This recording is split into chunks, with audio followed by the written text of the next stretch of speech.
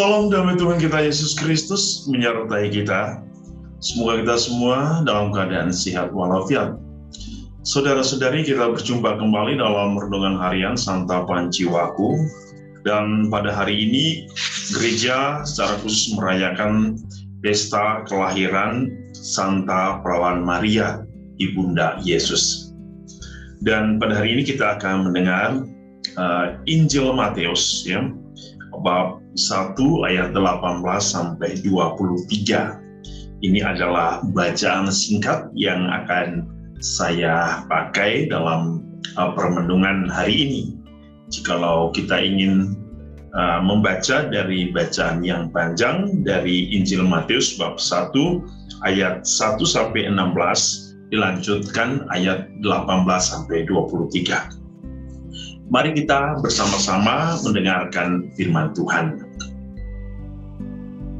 Inilah Injil suci menurut Matius. Kelahiran Yesus Kristus adalah sebagai berikut. Pada waktu Maria, ibunya, bertunangan dengan Yusuf, ternyata ia mengandung dari Roh Kudus sebelum mereka hidup sebagai suami istri. Karena Yusuf, suaminya seorang yang tulus hati dan tidak mau mencemarkan nama istrinya di muka umum, ia bermaksud menceraikannya dengan diam-diam. Tetapi ketika ia mempertimbangkan maksud itu, malaikat Tuhan nampak kepadanya dalam mimpi dan berkata, "Yusuf anak Daud, janganlah engkau takut mengambil Maria sebagai istrimu, sebab anak yang di dalam kandungannya adalah dari Roh Kudus. Ia akan melahirkan anak laki-laki dan engkau akan menamakan dia Yesus, karena dialah yang akan menyelamatkan umatnya dari dosa mereka." Hal itu terjadi supaya genaplah yang difirmankan Tuhan oleh Nabi. Sesungguhnya anak darah itu akan mengandung dan melahirkan seorang anak laki-laki, dan mereka akan menamakan dia Immanuel, yang berarti Allah menyertai kita. Demikianlah sabda Tuhan. Terpujilah Kristus.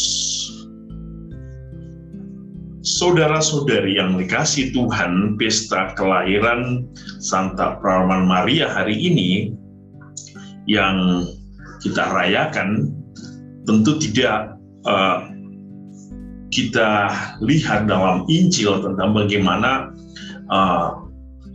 Santa Perawan Maria itu dalam proses melahirkan dari ibunya atau dari orang tuanya, yaitu Santo Yoakim dan Santa Ana. Tapi di hari ini dikisahkan siapakah Maria itu? Ya.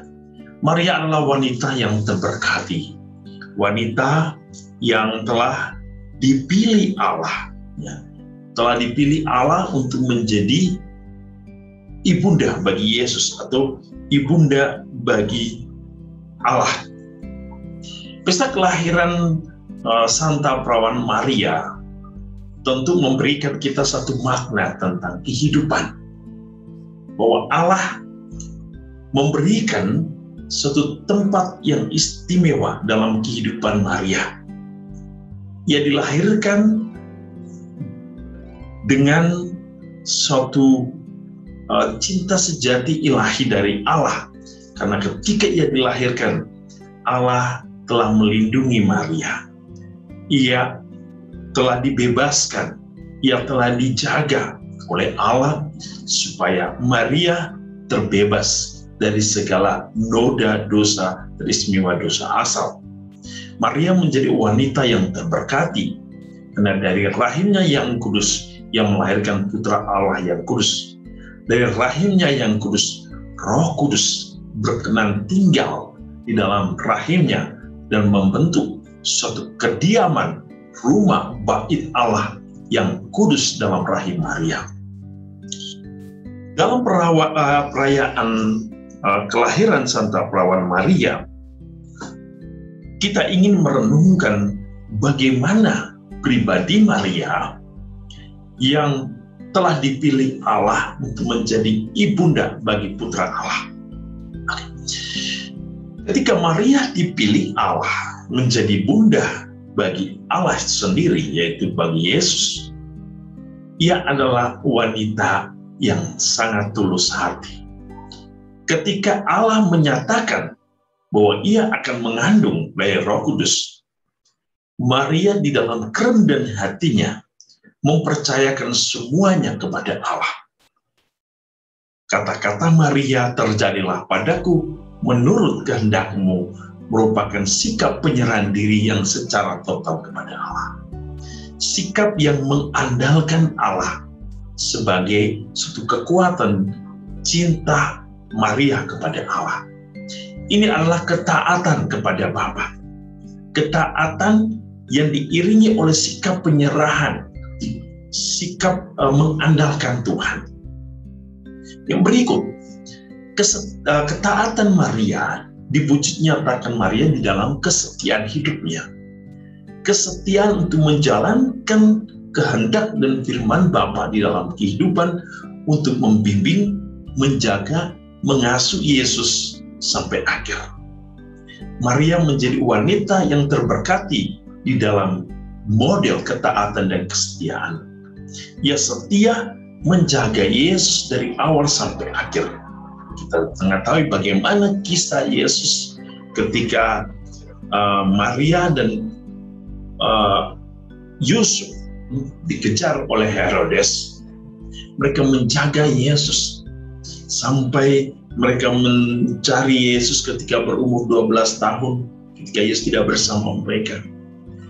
Kita bisa melihat bagaimana cara Maria mendidik Yesus menjadi pribadi yang penuh hikmat, pribadi yang kuat.